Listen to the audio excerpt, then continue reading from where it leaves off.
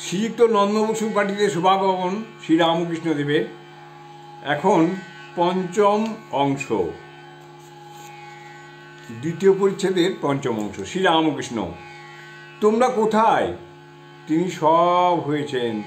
যতক্ষণ না তাকে জানতে পারছ ততক্ষণ আমি আমি করছ। সকলে তাকে জানতে পারবে, সকলেই উদ্ধার হবে। তবে কেহ সকাল সকাল খেতে পায়, কেহ দুপুরবেলা, কেউ বা সন্ধ্যার সময়, কিন্তু কেহ অভুক্ত থাকবে না। সকলকেই আপনার স্বরূপকে জানতে পারবে, সকলেই আপনার স্বরূপকে নিজে নিজে জানতে পারবে। পশুপতি: আজ্ঞা হ্যাঁ, তিনি সব হয়েছেন বোধ হয়।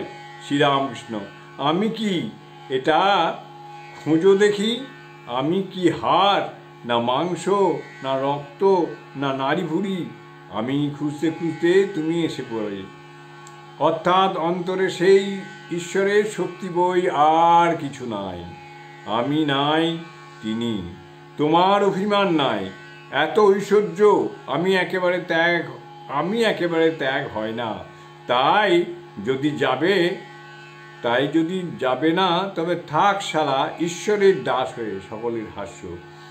ঈশ্বরের ভক্ত, ঈশ্বরের ছেলে, ঈশ্বরের দাস, এ অভিমান ভালো। যে আমি কামিনী কাঞ্চনে আসক্ত হয় সেই আমি কাঁচা, সে আমি ত্যাগ করতে হয়। অহংকারের এইরূপ ব্যাখ্যা শুনিয়া গৃহস্বামী ও অন্যান্য সকলে সাতিশয় প্রীতি লাভ করিলেন।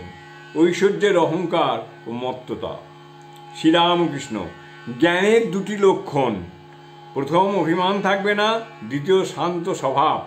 তোমার দুই লক্ষণই আছে, অতএব তোমার উপর ঈশ্বরের অনুগ্রহ আছে। বেশি ঐশ্বর্য হলে ঈশ্বরকে ভুল হয়ে যায়। ঐশ্বর্যের স্বভাবই ওই। যদু মল্লিকের বেশি ঐশ্বর্য হয়েছে, সে আজকাল ঈশ্বরীয় কথা কয় না, আগে আগে বেশ ঈশ্বরের কথা কইত। কামিনী কাঞ্চন এক প্রকার মদ।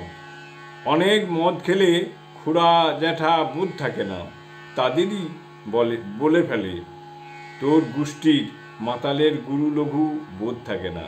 নন্দ বসু: তা বটে। জয় ঠাকুর।